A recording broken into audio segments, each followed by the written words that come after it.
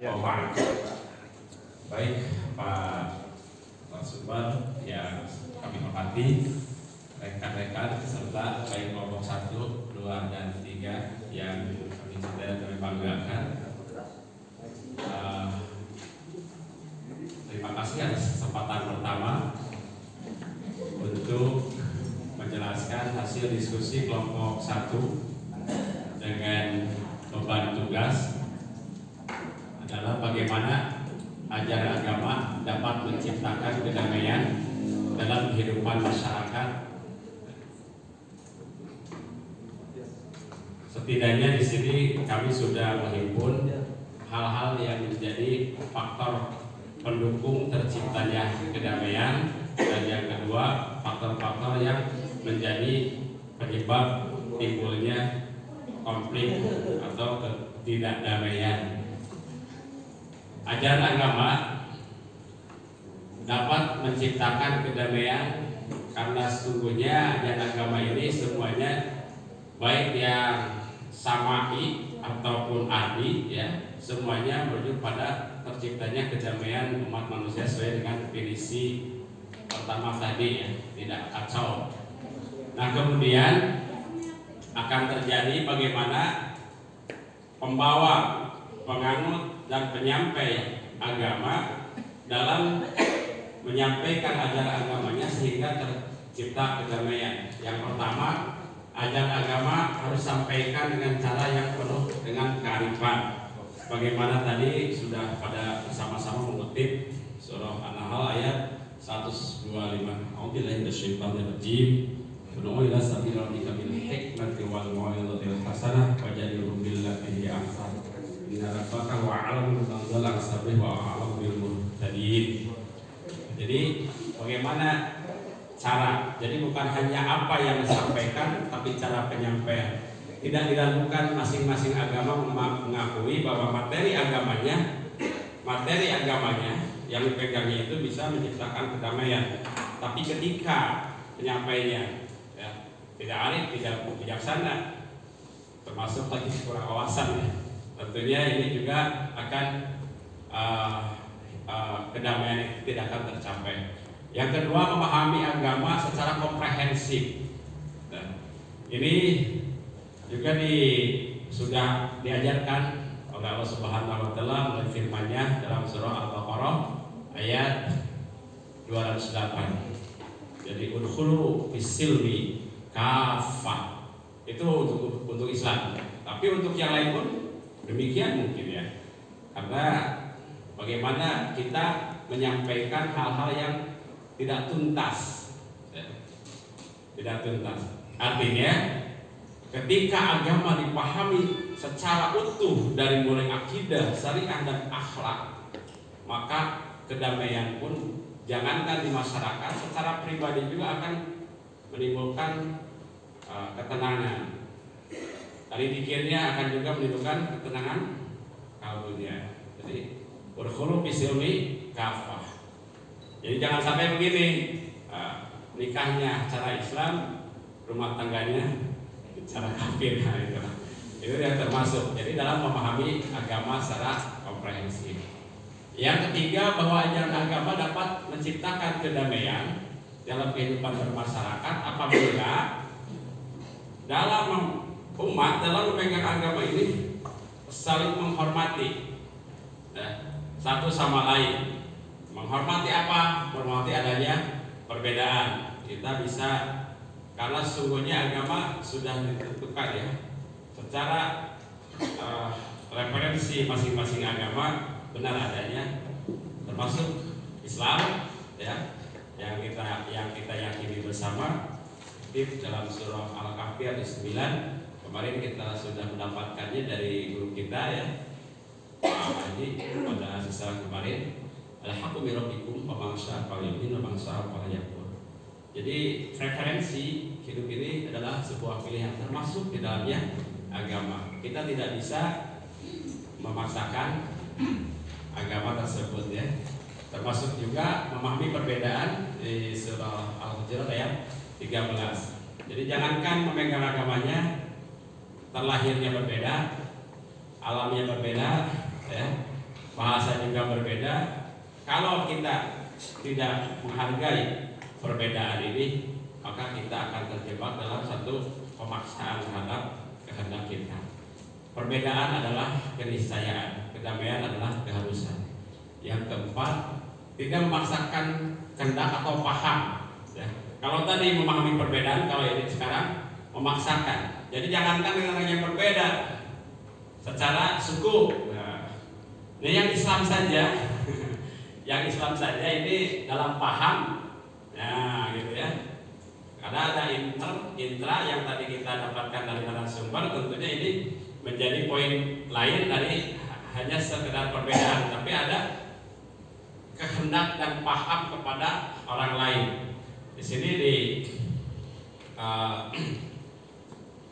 dinukil dalam surah Al-Baqarah ayat 256, la ikraha fiddin qad tabayyana rusydu minal ghayy wa may yakfur bit-taghut wa yu'min billahi faqad istamsaka bil urwatil wuthqa. Al-ayat.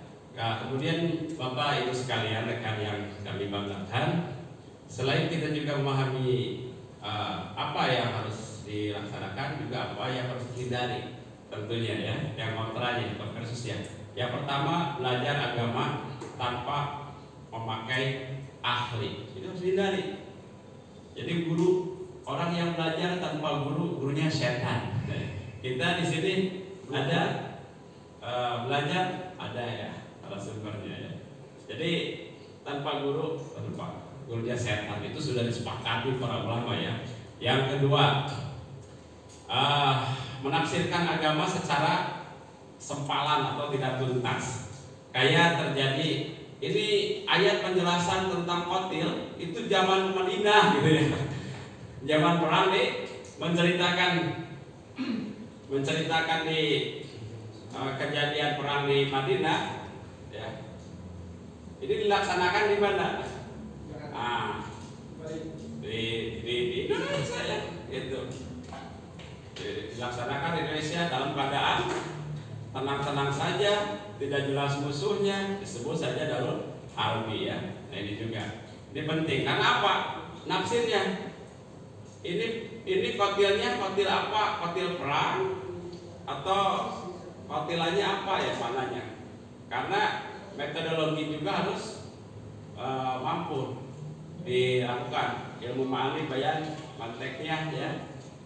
Itu juga harus dikuasai dalam paradigma Islam. Tentu juga paradigma agama yang lain juga ada metodologi dalam menafsirkan ayat-ayat atau firman-firman atau apa ya namanya, dogma-dogma agama tertentu.